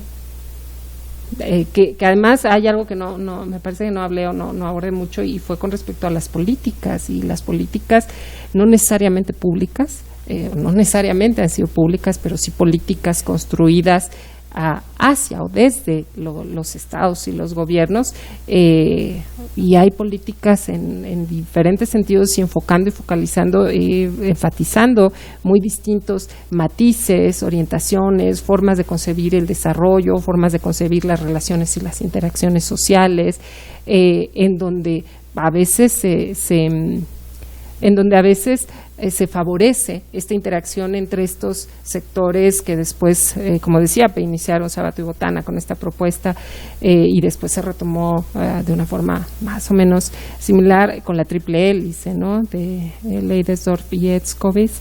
Y bueno, digamos, las políticas han sido muchas y muy variadas, pero pues bueno, ahí es donde hay que seguir analizando y tratando de incidir. Gracias. Sí. A ver, una cosa importante que proviene, digamos, de nuestra experiencia en el seminario, y que me parece que la idea, digamos, de las redes sociales de innovación, por un lado, está mirando que esta innovación que se produce para llamar de alguna manera por hibridación de conocimientos, es lo que está primando en todas estas cadenas de producción transnacional que aprovechan de manera ilegítima y muchas veces ilegal nuestro conocimiento tradicional. No solo en México. Uno puede hacer un inventario igual, ¿no?, desde el Río Bravo hasta Tierra del Fuego, ¿no? ¿No? Exacto. Entonces, la idea un poco que a mí me parece que aprendimos todos trabajando con León, es que esto tiene que surgir de todos lados, es decir, pero que tiene que haber una predisposición de las universidades a abrirse a la investigación-acción, a inventarse esas redes, y muchas veces vienen del otro lado, vienen de las comunidades, vienen de las propuestas, digamos, que hacen desde abajo, ¿no?, para decirlo gráficamente, ¿no? Me acuerdo uno de los proyectos, Marta y Liliana no me dejan mentir, que se llamaba Compartiendo Saberes Transformando Realidades, ¿no?, que era un proyecto, digamos, hecho desde el trabajo, digamos, con las comunidades. Y a mí me parece que lo más importante de esas redes es que identifiquen lo que hoy decíamos en la otra sesión, un problema, y que reúnan, no a la vanguardia ni a la retaguardia, sino alrededor de una mesa, a todos los que van a participar, y que ahí surjan, digamos, las soluciones, las normas, los procesos, y que eso se vuelva a revisar y se trabaje, digamos, de común acuerdo sobre algo concreto. Es decir, porque esto no va eso, digamos, no es porque nosotros nos vamos a inventar los temas, eso no tiene ningún sentido, ¿no? Ahora, si eso, además de que las universidades los promoviéramos, lo promoviera también las secretarías de Estado, y lo promoviera el CONACYT, y lo promoviera, no sé, en 20 lugares, porque en todos los lugares hay esto, en todos los lugares hay unos problemas que no se van a resolver solo con un tipo de conocimiento. La cuota, el grado de uno y otro depende del problema, ¿no? Pero esa convergencia, a mí me gusta usar eso de los 4 tipos, ¿no? Científico, organizacional, tecnológico, tradicional, pero yo no sé, de repente hay 8 en otra clasificación, pero lo que me queda claro es que con ninguno de esos solo se resuelven los problemas. Y entonces eso obliga a la convergencia interdisciplinar, transdisciplinar. Y me parece que ese es el núcleo, y es a lo que debemos aspirar. Y ahí viene el asunto de los indicadores que planteaba Leonardo. Es decir, nosotros estamos trabajando, por ejemplo, sobre la base de los indicadores que están en las encuestas de innovación. Esos indicadores, bueno, pues son indicadores, como todos sabemos, de la competitividad, de esto, de lo otro, ¿no? Está bien, para algunas cosas, pero lo que nosotros tenemos que buscar son los indicadores de acumulación de capacidades tecnológicas que se producen en nuestras realidades. Y uno de los problemas centrales de los indicadores nuestros es que no se expresan en resultados tangibles solamente, se expresan en procesos de aprendizaje, en procesos de adaptación, en procesos de solución de pequeñas cosas que son innovaciones incrementales en todo el territorio de México. Entonces, claro, cuando decimos ¿cuántas patentes hay? No, pues no hay. Pero eso es un poco absurdo, porque nuestra realidad no es la de las patentes, pero por supuesto que en todo el país la gente se adapta y produce tecnología y produce capacidad de innovar en muchos frentes, porque el país funciona independientemente de lo que nosotros midamos. Digo, nosotros podemos sentar acá a diseñar el sistema más maravilloso de indicadores, pero entonces una cosa importante es que al mismo tiempo que vamos construyendo una red de redes, vayamos también armando un sistema de indicadores innovadores, no los que tenemos, que pueden servir para algunas cosas, sino complementar con otra cantidad de cosas. Y a mí me parece que un tema central aquí es que es decir, las mentalidades dicotómicas, tricotómicas que transforman, digamos, cada tema en una contradicción, no ayudan a resolver estas cosas. Porque aquí, la verdad, que cuando uno se mete a estudiar, por ejemplo, yo estudio cadenas de producción, y yo miro lo que hacen ahí adentro, digo, no lo hacen a favor nuestro, no lo hacen para favorecer a la economía mexicana, ¿no? Digo, porque son transnacionales, ¿no? Pero la convergencia de saberes, la forma de trabajar horizontal, la forma de organizarse sobre el territorio del planeta, uno dice, ellos hacen cosas donde no se ponen a discutir si el conocimiento de tal etnia, no, van y se pasan 5 semanas de misión hasta que sacan la información que quieren y arman y ponen el satélite y combinan con lo que dijo el campesino y terminan diciendo, ahí está la beta para hacer la explotación a cielo abierto. Y tú dices, ¿y cómo hicieron? Bueno, pues combinaron conocimiento organizacional, tradicional, alta tecnología, científicos que fueron ahí, antropólogos, gente que gestiona conflictos. Y tú dices, y nosotros estamos peleando si lo que hay que mandar es un proyecto de conocimiento. Me parece que ese es lo que a veces no dimensionamos y que debiéramos poner, digamos, sobre la mesa en nuestras instituciones universitarias, de fomento de la ciencia, en fin, a todos los niveles. Y ahí yo creo que una gran lección de Olivé es que Olivé pensaba, yo le decía ahora a Liliana, no me acuerdo quién más, a la Luz, me parece, no sé, alguien que se fue. León siempre tenía 4 o 5 proyectos adelante, ¿no? Él estaba pensando en que hay que hacer el proyecto del PAPIT y el proyecto de CONACYT y pedirle al CITED y también meterse en el Fondo Europeo, y si se puede hacer una alianza con no sé qué organización no gubernamental americana que nos va a dar recursos para, ¿no? Es decir, hay que converger, y decía, hay que buscar y sentarse y presentar cosas y ir armando desde nuestra perspectiva, pero con una multiplicidad de fuentes, no empezar a negarse, no, esto no, porque quién sabe si... No, a ver, si sirve para hacer lo que nosotros tenemos que hacer, pues adelante, ¿no? Es decir, y tenía un sistema, bueno, lo que se decía acá, ¿no? Una axiología para poder enfrentarse y establecer lo que interesaba en la perspectiva de la innovación para solucionar problemas de las poblaciones humanas mexicanas y de las poblaciones naturales y de otra cantidad de cosas que tienen que ver con los recursos culturales también.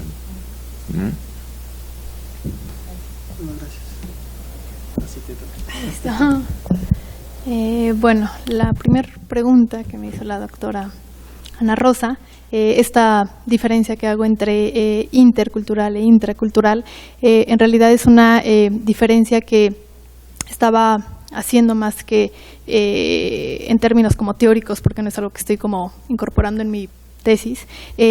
Lo mencionaba como para hacer como una distinción que tiene que ver más como en el sentido convencional, en el que se asume la pluralidad epistémica en contextos multiculturales, ¿no? Generalmente se asume lo intercultural como una cuestión que tiene que ver con o que se da entre diferentes culturas o sociedades étnicos, digamos, entre grupos indígenas y grupos mestizos, o sea, se asocia mucho a una cuestión de la cuestión indígena, ¿no? O sea, de la diferencia entre el tipo de valores que están mediando en culturas mestizas y en culturas indígenas que tienen saberes tradicionales.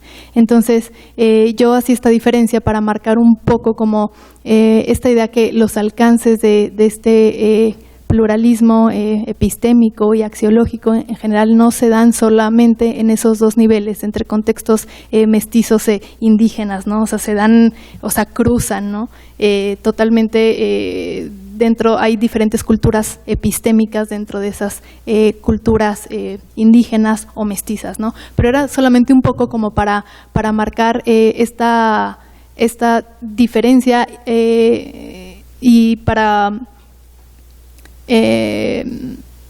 como contraponer, como o poner, como ir en contra de esta idea con la que se asocia mucho a la cuestión multicultural, ¿no? Y solamente decir, en realidad hay culturas, diferentes culturas epistémicas, es algo como transversal a lo indígena y lo mestizo. Era nada más como para hacer esa distinción, ¿no? ¿Por qué? Porque, por ejemplo, en casos como el que yo estoy viendo de la Asociación de Pacientes de Endometriosis México, ahí tendríamos, por ejemplo, ahí no se asumiría como que hay un contexto multicultural, ¿no? De una pluralidad epistémica en un término como de multiculturalidad, ¿no? Ahí lo que se asume, bueno, son como parte de una misma cultura que comparten conocimientos y valores, esto como muy convencionalmente, ¿no? Yo sé que dentro de la academia y en un contexto como este posgrado podemos como entender bien que esto no funciona así, pero era solo como para ir a debatir una idea como mucho más popularizada o que está como asociada más a estos dos niveles. Sí, como exacto, y que están como asociadas a ciertos grupos que están compartiendo delimitados problemas y que eso no tiene nada que ver con si son indígenas, mestizos o si utilizan conocimientos considerados como tradicionales o usos y costumbres o sea, eso va como mucho más allá. Ajá, claro. Entonces, nada más como por ahí. Bueno, lo del INER. Este es un proyecto que efectivamente tuvo en algún inicio como la intención de plantear un modelo de participación pública que fuera mucho más interactivo y que fuera mucho más amplio, en el que los pacientes pudieran dialogar más con los médicos, pudieran hacer un trabajo más de diálogo y más de intercambio, pero que yo creo que pues le pasó como a la mayor parte de estos proyectos, terminan configurándose y ensanchando más las herramientas que tienen que ver con la recolección de datos, ¿no? O sea, la participación ciudadana se reduce a la generación de datos, ¿no? O sea, el ciudadano puede participar en la medida en que aporta datos clínicos o, en dado caso, datos epidemiológicos, y más allá, la propia participación o sea, el otro extremo es cuando la forma de democratización es solo el ciudadano siendo un dato, ¿no? Entonces, el portal planteó sí como ciertas links como de foros de discusión, pero fueron herramientas que nunca se activaron los foros de discusión, nunca se activaron como todas esas otras herramientas que en un inicio sí se tenían pensadas, ¿no? Y todo se redujo a la recolección de datos. Y la información, este es un portal que ha estado como de manera, cuyo dominio en web ha estado de manera como intermitente, ¿no? Efectivamente, uno de los grandes problemas es que es un portal que ha dependido exclusivamente de una persona, está en manos de la doctora Lourdes Barrera, y además de un presupuesto como específico que no es continuo, que depende de las convocatorias de divulgación y apropiación de la ciencia del CONACYT, y que si no ganan este presupuesto, pues el proyecto se queda atorado, no han conseguido otro tipo de fondos, está básicamente una sola persona liderando e interesada en que este proyecto funcione, a pesar de que es un megaproyecto porque se subdivide en 8 proyectos que además coordinan diferentes investigadores médicos del INER, ¿no? Pero básicamente como que el carrito enorme, pues, bueno, no carrito enorme, el carrote, lo va jalando pues una sola persona y va dependiendo de un presupuesto que es totalmente inestable y variable. Entonces hay temporadas que el dominio está arriba, de acuerdo a si lo pagan o no, y hay temporadas donde no. Entonces pude acceder a los datos cuando ahorita tiene como unos 4 meses que se cayó el dominio porque no se pagó, pero estuvo activo como todo un año que yo hice mi trabajo de campo, como en esa parte, y bueno, conseguí además de en el portal, por medio de entrevistas con los actores involucrados y otro tipo de herramientas de investigación cualitativa.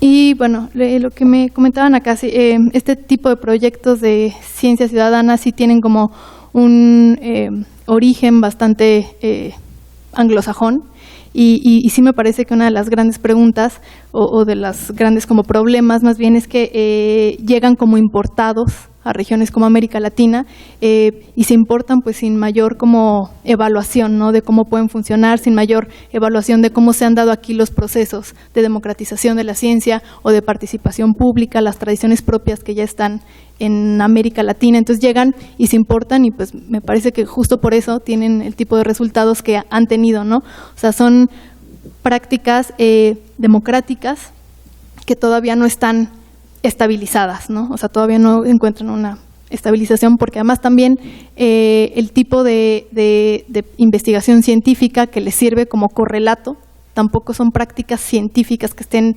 estabilizadas, ¿no? Y es una investigación, en este caso biomédica, basada en grandes datos. Tampoco es eso una práctica que aquí en México esté estabilizada, ¿no? Es algo que está en debate todo el tiempo. Entonces, pues eso es, creo que responden también como en los dos niveles, ¿no? En el de la investigación y en el de la democratización de esa propia investigación o esa ciencia que se genera, no hay una estabilidad de las prácticas.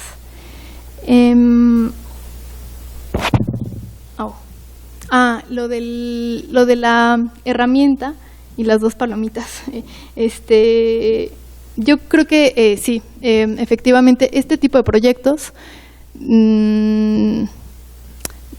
de ciencia ciudadana que se autodenominan así, no son proyectos como tal nuevos en cuanto a la idea de la recolección de datos y la aportación o clasificación o análisis para un proyecto determinado por la agenda científica, ¿no? Datan de inicios del siglo XX también, con los en el ámbito de la ornitología, de los pájaros y el registro y el análisis y la clasificación de aves, de galaxias también en la astronomía y todo esto, creo que sí, efectivamente, la gran diferencia de ahora estos proyectos como actuales es el uso de plataformas digitales, ¿no? Que esta ya no es o sea, todo este tipo de participación pública se monta como sobre toda una estructura tecnológica. Entonces, es sino un cambio porque cambia la herramienta o el uso de plataformas digitales, lo cambia todo, pero a la vez son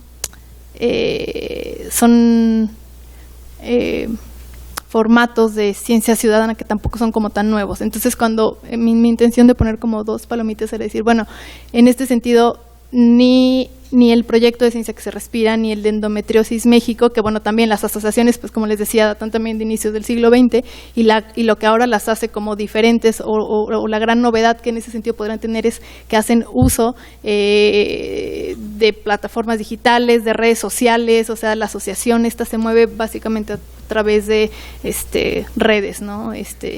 Entonces, lo que quería yo marcar con estas 2 palomitas era que